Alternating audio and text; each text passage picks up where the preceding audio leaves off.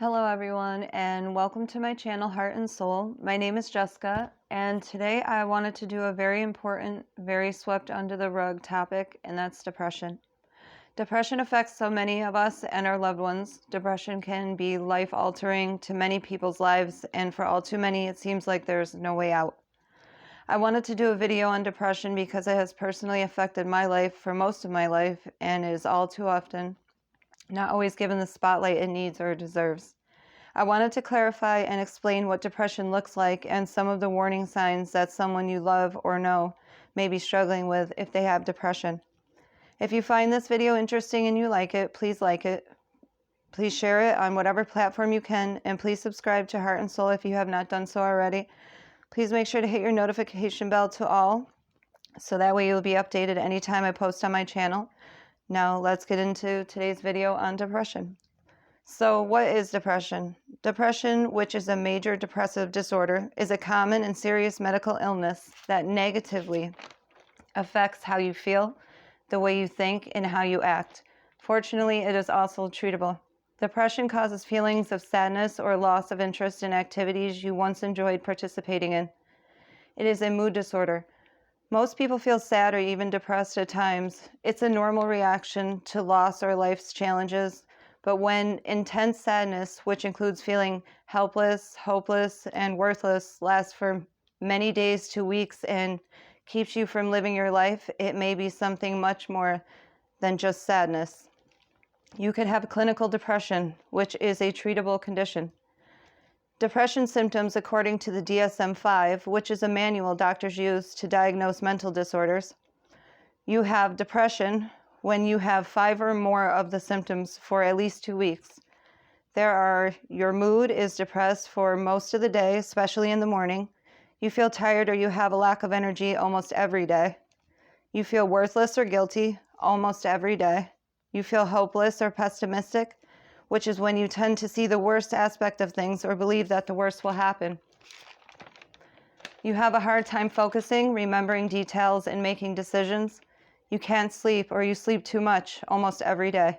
You have almost no interest or pleasure in many activities nearly every day. You think often about death or suicide, not just a fear of death. You feel restless or slowed down. If you are lost or gained weight recently, you may also feel cranky or restless. Lost pleasure in life, overeating, stop feeling hungry altogether. You have aches and pains, headaches, cramps, or digestive problems that don't go away or get better with treatment. You may also have sad, anxious, or empty feelings as well. While these symptoms are common, not everyone with depression will have the same ones. How severe they are often, how they happen, and how long they vary. Your symptoms may also happen in patterns. For example, depression may come with a change in seasons, a condition formerly called seasonal affective disorder. It is not uncommon for people with depression to have physical signs of this condition. They may include joint pain, back pain, digestive problems, trouble sleeping, and changes in appetite. You might have slowed speech and movement too. The reason is that brain chemicals linked to depression, specifically serotonin and norepinephrine, play a role in both mood and pain. Serotonin is a neurotransmitter. Its biological function is complex and multifaceted, modulating mood, cognition, reward, learning, memory, and numerous physiological processes such as vomiting and vasoconstriction, which is the constriction or tightening of blood vessels, which increases your blood pressure.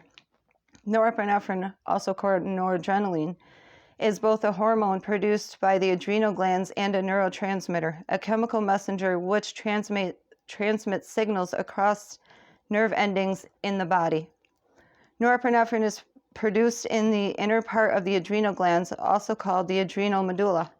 The adrenal medulla also makes adrenaline, also known as epinephrine. Norepinephrine, adrenaline, and dopamine belong to and are a part of the catecholamine family. Some of these words, I'm so sorry, but As hormones, they influence different parts of the body and stimulate your central nervous system. Having too much or too little of either can have noticeable effects on your health. Epinephrine, also called adrenaline, has powerful effects on the body. These include increased blood sugar levels, increased heart rate, increased contractility, which is how hard the heart squeezes, and the relaxation of smooth muscle in the airways to improve breathing. Norepinephrine, also called noradrenaline, has similar effects to those of epinephrine, such as increased blood sugar levels, increased heart rate, and increased contractility. The main difference is that both epinephrine and norepinephrine can affect your heart. However, norepinephrine can also make your blood vessels become narrower, increasing blood pressure. Also, epinephrine is used to treat anaphylactic cardiac arrest and severe asthma attacks. Norepinephrine, on the other hand, is used to treat dangerously low blood pressure. In addition, medications that increase norepinephrine can help with ADHD and depression. They both play a role in your body's fight or flight response to stress and have important medical uses as well. That's the bottom line. So what causes depression? It's often said that depression results from a chemical imbalance, but that figure of speech doesn't capture just how complex the disease really is. Research suggests that depression doesn't spring from simply having too much or too little of certain brain chemicals. Rather, there are many possible causes of depression, including faulty mood regulation, stressful life events, genetic vulnerability, medications, and medical problems that also contribute to one's depression and the severity it comes in for each person affected. To be sure, chemicals are involved in this process, but it is not a simple matter of one chemical being too high or too low. Rather, many chemicals are involved, working both inside and outside nerve cells.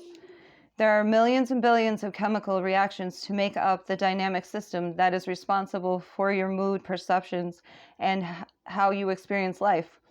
With this level of complexity, you can see how two people might have similar symptoms of depression, but the problem on the inside, and therefore what treatments will work the best, may vary completely different for each person affected by this disease. Researchers have learned much about the biology of depression. They've identified genes that make individuals more vulnerable to low moods and influence how an individual may respond to drug therapy. One day, these discoveries should lead to better, more individualized treatment, but that is likely to be years away. And while researchers know more now than ever before about how the brain regulates mood, their understanding of the biology of depression is far too complete. The use of technology has led to a better understanding in which brain regions regulate moods and how other functions, such as memory, may be affected by depression. Areas that play a significant role in depression are the medulla and the thalamus and the hippocampus. Research shows that the hippocampus is smaller in some depressed people. So what does that even mean? I'll tell you. The medulla is part of the limbic system, a group of structures deep in the brain that's associated with emotions such as anger, pleasure, sorrow, fear, and sexual arousal. I am not saying that right. I just know it for a fact. So it is activated when a person recalls emotionally charged memories, such as frightening situation activities, are higher when a person is sad or clinically depressed. This increased activity continues even after recovery from depression. The thalamus receives most sensory information and relays it in the appropriate part of the cerebral cortex, which directs high-level functioning such as speech, behavioral reactions, movement, thinking, and learning. Some research suggests that bipolar disorder may result from problems in the thalamus, which helps link sensory input to both pleasant and unpleasant feelings. The hippocampus is a part of the limbic system and has a central role in processing long-term memory and recollection. Interplay between the hippocampus and the amygdala might account for the adage, once bitten, twice shy. It is part of the brain that registers fear when you are confronted by a barking aggressive dog or the memory of a sad experience, which may make you, wary of dogs when you come across them later in life. The hippocampus is smaller in some depressed people, and research suggests that ongoing exposure to stress hormone impairs the growth of nervous cells, and this is a part of the brain. The ultimate goal in treating the biology of depression is to improve the brain's ability to regulate mood. We now know that neurotransmitters are not only an important part of the machinery, but let's not diminish the importance either. They are deeply involved in how nerve cell communicates with one another. They are a component of the brain function that we can often influence to good ends. Neurotransmitters are chemicals that relay messages from neuron to neuron, and antidepressant medications tend to increase the concentration of these substances in the spaces between neurons, the synapses. In many cases, the shift appears to give the system enough of a nudge so that the brain can do its job better. When the system, your brain, falters, brain cells usually produce levels of neurotransmitters that keep senses, learning, movements, and mood perking along. But in some people who are severely depressed or manic, this is not the case. Depression is an ongoing problem, not a passing one. It consists of episodes during which the symptoms last for at least 2 weeks. Depression can last for several weeks, months, even years. It can be a lifelong struggle that may seem like it will never change or get better. Depression is nearly twice as common among women as men, according to the Centers for Disease Control and Prevention, or the CDC. There are some symptoms of depression that tend to appear more often in females, which are irritability, anxiety, mood swings, fatigue, and ruminating, which is dwelling on negative thoughts. There are also some types of depression that are unique to females, such as postpartum depression, which is the depression that occurs after childbirth. Most common, most women get the baby blues and feel sad or empty within a few days of giving birth. For many women, the baby blues go away within 3 to 5 days. If your baby blues don't go away, or you feel sad, helpless, or empty inside for longer than 2 weeks, you may have postpartum depression, and you need to seek medical attention to address these problems before it manifests into something you can't come out of, and that happens fast. Most women don't even realize that they have postpartum depression. The second depression unique to women is called premenstrual dysphoric disorder, which is a severe, sometimes disabling extension of premenstrual syndrome. Premenstrual dysphoric disorder, or PMDD, is a severe form of premenstrual syndrome, or PMS, that includes physical and behavioral symptoms that usually resolve with the onset of menstruation. Around 9% of men in the United States have feelings of depression or anxiety, according to the American Psychological Association. Males with depression are more likely than females to drink alcohol in excess, display anger, and engage in risk-taking as a result of the disorder. Other symptoms of depression in males may include avoiding families and social situations, working without a break, having difficulty keeping up with work and family responsibilities. There is also displaying abusive or controlling behavior in relationships.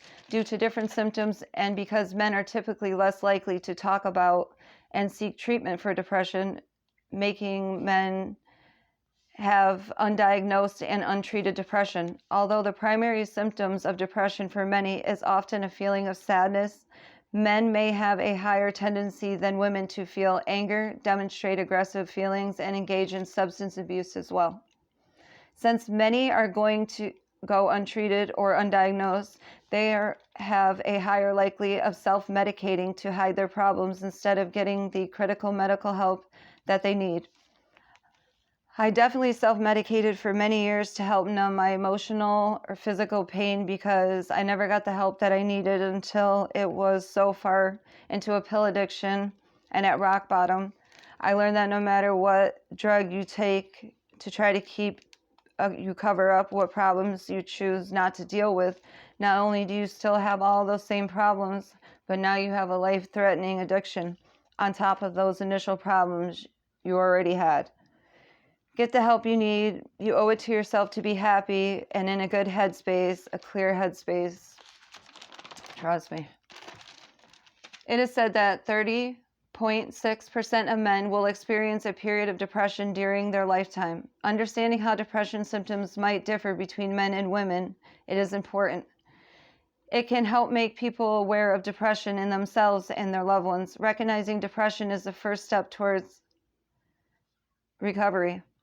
Not everyone with depression will experience all the same symptoms. Some symptoms of depression are more likely to affect men than women, which can be due to genetic, hormonal, biochemical, and social factors.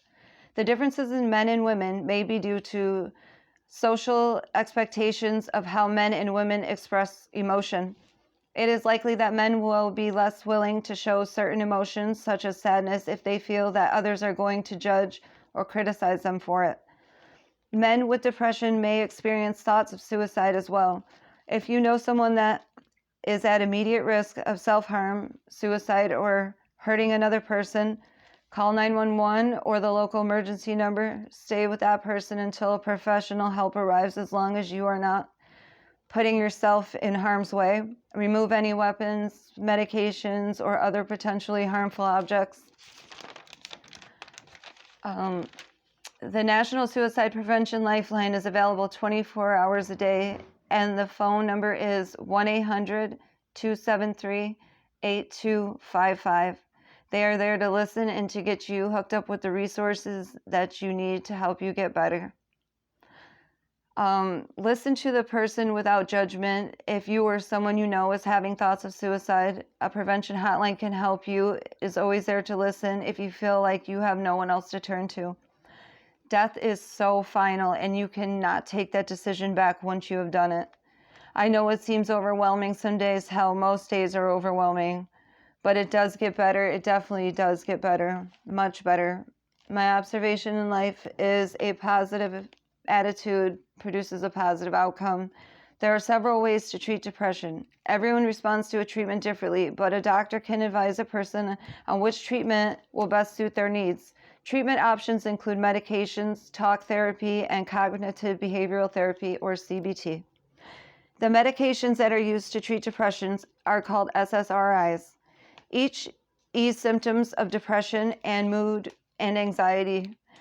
Antidepressants are medications designed to help relieve symptoms of depression. Some antidepressants have other uses, such as treating chronic pain.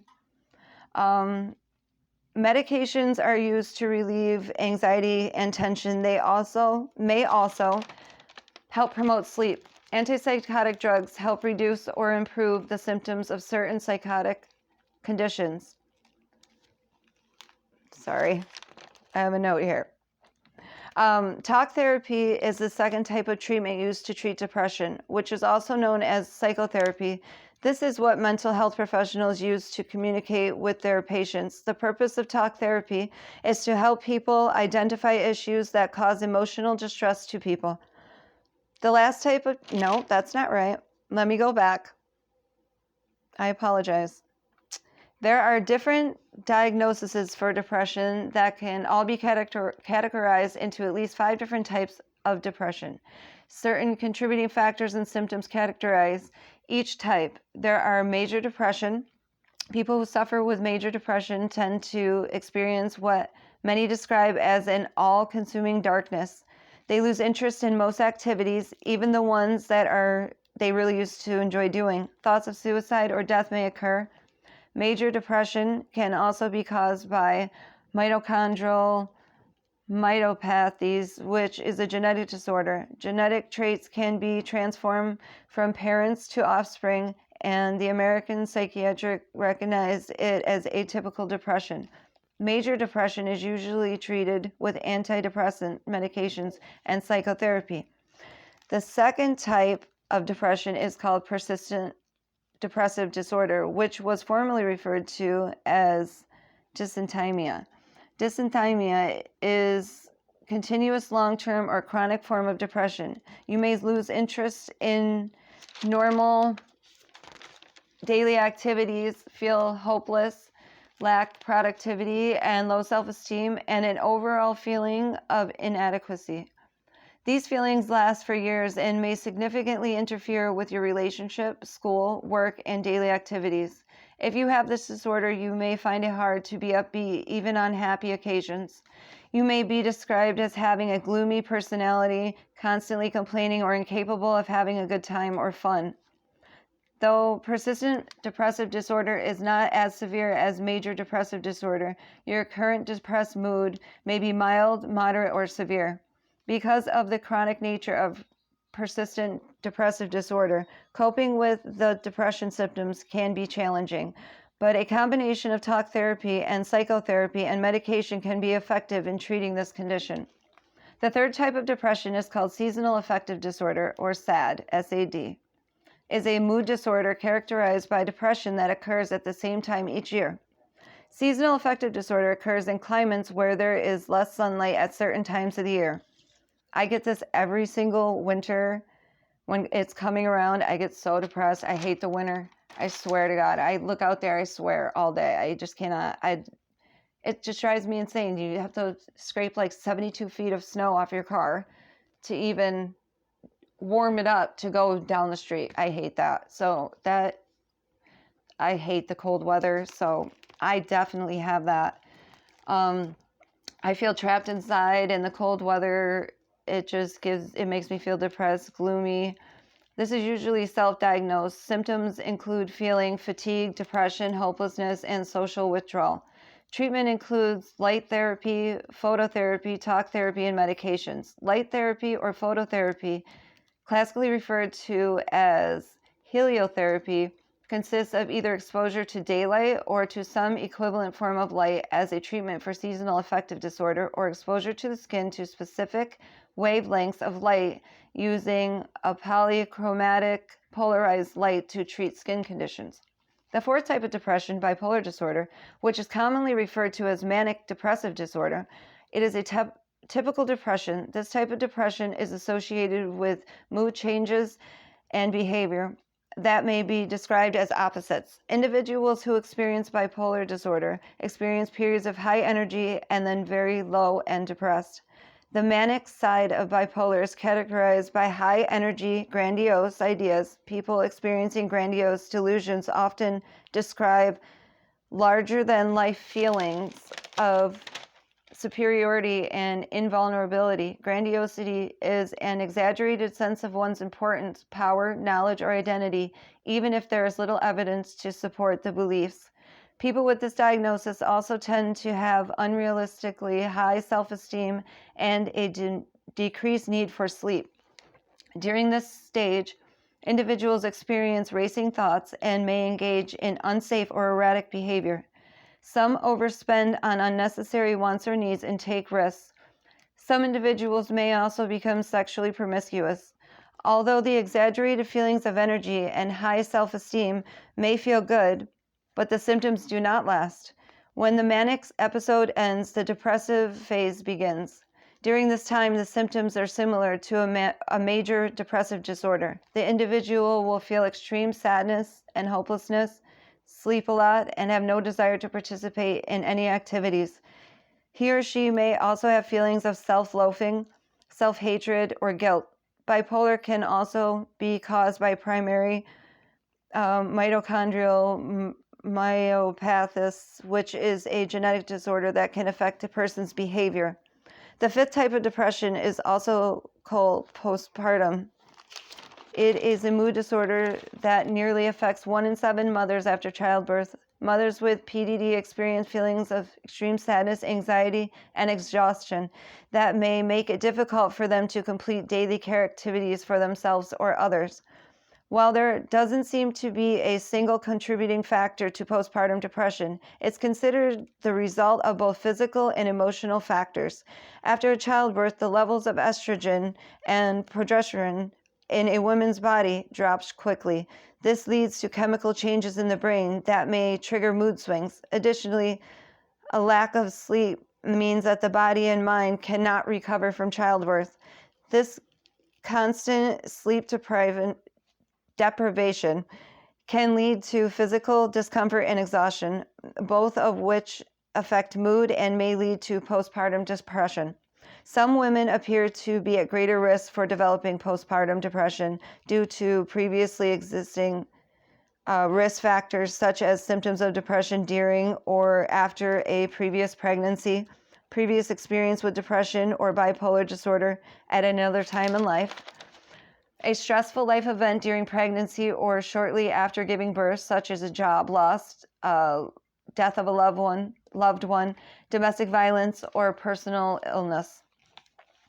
Mixed feeling or unsure feelings about your pregnancy, whether it was planned or unplanned, a lack of strong emotional support from her spouse, partner, family, or friends, alcohol or other drug abuse problems. Postpartum depression can affect any woman regardless of age, race, ethnicity, or economic status. The symptoms are similar to premenstrual dysphoric disorder, or PMDD, which occurs during 1 to 10 days before menstruation occurs. Dysphoric disorder is a severe form of premenstrual. There are many forms of treatments to help with depression that do not include medication. Holistic treatments from mental illness include medication, meditation, yoga, fitness and nutrition, acupuncture, and massage therapy. A natural antidepressant that is a crucial nutrient that plays numerous essential roles in your body. Unfortunately, many people do not have sufficient vitamin D levels, including people with depression. Research shows that people with depression are more likely to have low or deficient vitamin D. The best supplements for depression are St. John's wort, ginseng, chamomile, lavender, saffron, omega fatty acids. It is a chemical that is not produced in our body. It doesn't naturally occur, but you can get the synthetic form of this chemical, which will help with that tremendously. The supplements are all available over the counter and most local pharmacies, although supplement manufacturers do not have to prove that their product is consistent. The dose on the bottle may not be accurate. People should ensure that they purchase herbs and supplements from a trusted manufacturer. Medication and therapies can help a person who is experiencing depression. People are advised not to rely on herbs or supplements as a standalone line of treatment. Depression typically becomes worse over time and requires treatment. To avoid more severe complications, herbal and natural supplements may work well for some people. However, they are not an adequate substitute for the conventional treatment or for people who face a risk of suicide or self-harm. A person taking herbal supplements must inform their doctor as they have potential to cause side effects and interact with other drugs they may be on. Depression is a treatable illness, but an individual may need to try a few different options when working out which treatment is most effective for them. Question: is marijuana proven to help treat depression? Answer is that it is a complex answer and that research is mixed. When marijuana activates the cannabinoids in the brain, symptoms of depression show improvement. However, current research shows that smoking marijuana increases apathy, which is the lack of interest, enthusiasm, or concern, and social withdrawal. If you don't care as much, the symptoms of depression might not seem as bad. Research does not show that marijuana causes depression, but those who have depression use marijuana more commonly. For people who are self-medicating with marijuana, depression symptoms and alcohol use both increase. Depression may present a risk for increased substance use, including marijuana. Motivation is lower with marijuana when someone has depression. For those who have depression, research has shown that marijuana use is a barrier to improving their symptoms and seeking mental health care. More research is needed to understand marijuana as a treatment for depression better.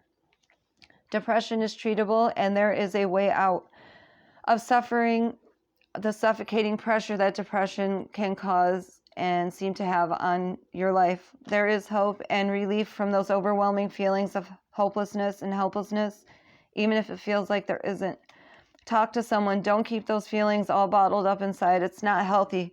Everyone has something to offer the world, and each one of us is special in our own way. I know that this was a super long video, but I hope that you enjoyed it and you found it both informative and important. If so, please share to any and all platforms. Please like it and please subscribe to Heart and Soul if you have not done so already. I am a new channel and I am trying to see what topics you find interesting and important. I want to know what topics you want to do, what you're looking for to see from me, because I will research anything. I'm willing to learn anything. So I do these book report videos just because I cannot remember all this information, but I know that the lack of eye contact is probably super annoying to people, and I'm a big eye contact person, but I'd rather have good information and correct information, even if sometimes I make a mistake on the words. But think about reading for like 30 minutes and never making a mistake. I mean, seriously, that I've tried that. Like, that would take me all day.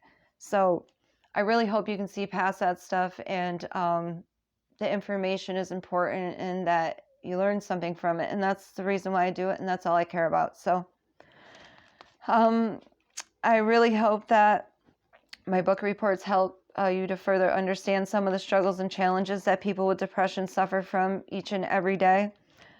Be more understanding if you aren't already. You never know what someone may be going through or struggling with in their own life. Don't be judgmental, for we are no one to judge anyone else. Be safe, and until next time, take care.